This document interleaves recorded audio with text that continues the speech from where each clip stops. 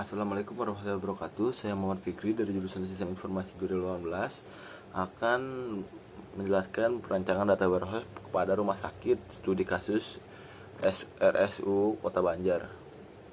Pendahuluan itu, data warehouse adalah sekumpulan data diperoleh dari berbagai sumber yang digunakan untuk mendukung proses pembuatan keputusan manajemen dalam perusahaan. Kemampuan data warehouse dalam menampung data dalam jumlah besar dan menampilkan data secara multidimensi sehingga dapat mendukung proses analisis dan pengambilan keputusan menjadikan data warehouse tersebut dapat digunakan beberapa organisasi perusahaan maupun beberapa instansi pemerintah. RSUD Kota Banjar merupakan salah satu instansi pemerintah yang melayani masyarakat dalam bidang kesehatan. Sistem yang berjalan di RSUD Kota Banjar telah menggunakan teknologi informasi dalam membangun kegiatan operasionalnya. Seiringnya dalam perkembangannya, semakin banyak dan kompleks pula data pasien yang dimiliki, khususnya data pasien rawat inap dan rawat jalan. Data tersebut perlu diolah dan dilaporkan kepada pihak eksekutif untuk mengetahui perkembangan rumah sakit pada periode waktu tertentu. Itu bahan dan metodenya itu data warehouse. Data warehouse adalah sekumpulan data bersifat subject oriented, integrated, non-volatile, dan time variant. Yang B itu ada arsitektur data warehouse, yaitu mengumpulkan dari analisis, reporting, mining ke mendata sampai jadi sumber data, summary data, raw data, dan mengumpulkan dari operational system menjadi mendata, summary data, dan raw data. Online analytical processing itu OLAP adalah suatu perangkat yang menggambarkan teknologi menggunakan visualisasi multidimensi sejumlah data untuk tujuan mempercepat analisis dalam model data OLAP. Informasi digambarkan secara konseptual seperti kubus yang terdiri atas kategori deskriptif yang dinilai kuantitatif. D itu dimensional atau model dimensional OLAP tersusun dari tabel, fakta, dan dimensi yang memiliki standar perancangan berupa skema. Skema tersebut diantaranya itu star scheme, snowflake scheme, dan starflake scheme. Dan yang itu ada metode perancangan data warehouse, metodologi 9 tahap, yaitu pemilihan proses, pemilihan grain, identifikasi dan penyesuaian, pemilihan fakta, penyimpanan pre-calculation atau di tabel fakta, memastikan tabel dimensi, memilih durasi database, melacak perubahan dan dimensi, dan penentuan prioritas dan model query. Model penelitian yang dilakukan digambarkan dalam kerangka penelitian seperti gambar. Proses yang dilakukan yaitu pengumpulan data, komplikasi yaitu analisis kebutuhan data yang berkaitan dengan data pasien rawat inap serta rawat. Yaitu dari pengumpulan data dibagi menjadi 3, yaitu observasi, wawancara, dan studi pustaka. Dan komplikasi itu dibagi menjadi analisis kebutuhan data. Dan tahapan data warehouse itu ada perancangan dan proses OLAP. Dari perancangan itu dibagi menjadi pemilihan proses, pemilihan grain, identifikasi dan penyesuaian dimensi, pemilihan fakta, pre-calculation, memastikan tabel dimensi, memastikan durasi database, melacak perubahan dari dimensi secara perlahan, penentuan prioritas dan tipe query. Dan proses OLAP itu menjadi simulasi. Hasil dan pembahasan yaitu rancangan arsitektur data warehouse, yaitu dari database rawat inap dan database rawat jalan itu dibagi menjadi 3, yaitu pemilihan data, merapikan data, menjalankan loading data. Dan dari 3 itu dikumpulkan menjadi data warehouse pasien RU Banjar. Dan diolap lagi dari analisis data pasien rawat inap dan analisis pasien rawat jalan.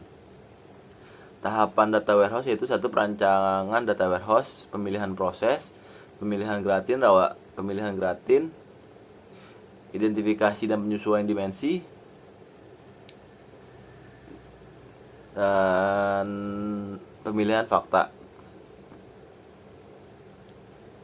Dari pemilihan fakta itu dibuat tabel, yaitu seperti nama kolom, tipe data, dan panjang, seperti ID waktu, ID pasien, ID rujukan, ID diagnosis, ID status pasien, ID ruangan, ID, dan tipe datanya itu date time, number, dan panjangnya itu kita masukkan angka.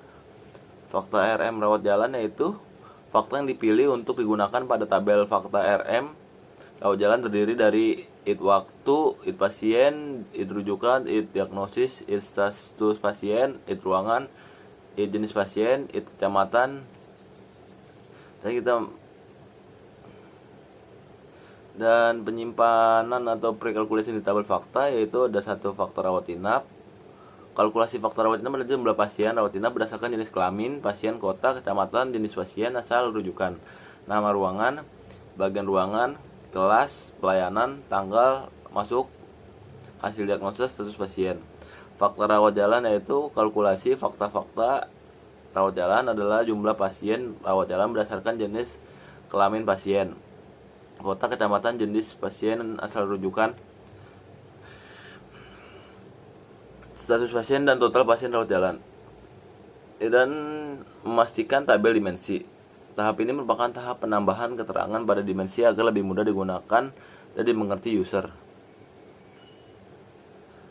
Yaitu ada dimensi waktu, dimensi pasien, dimensi rujukan, dan dimensi diagnosis, dimensi status pasien, dimensi ruangan. Ada dimensi jenis pasien, dimensi status pulang, dimensi kecamatan, dimensi kota, dan pemilihan durasi database, yaitu durasi dari database akan dimasukkan ke dalam data warehouse, yaitu selama 1 tahun dimulai dari tahun 2015 sampai dengan 2016. Melacak perubahan dari dimensi, itu atribut dari tabel dimensi tidak selamanya memiliki nilai yang tetap atau bersifat relatif statis. Perubahan dinilai atribut dapat terjadi dalam waktu yang cukup lama. Tipe-tipe dasar dalam melakukan perubahan atribut pada dimensi yang menulis ulang atribut, membuat record baru, dan membuat kolom baru. Tipe perubahan yang digunakan pada atribut dimensi pada data warehouse rumah sakit yaitu dimensi record baru. Beberapa atribut tersebut yaitu penentuan prioritas dan model query. Dalam tahap ini akan dibahas mengenai perancangan proses OLAP. Pembahasan yang akan dilakukan adalah pertimbangan pengaruh pada perancangan fisikal seperti ringkasan dan penyebelahan. Proses OLAP dilakukan dengan pembuatan database rumah sakit sebagai sumber data dengan menggunakan tools SQL Server Management Studio. Kemudian membuat database dengan nama DW rumah sakit baru untuk menyimpan sumber data rumah sakit dengan menggunakan tool Microsoft Visual Studio. Dapat terkoneksi dengan sumber data dan melakukan perancangan data warehouse membentuk sebuah skema. 3 itu simulasi. Simulasi dilakukan dengan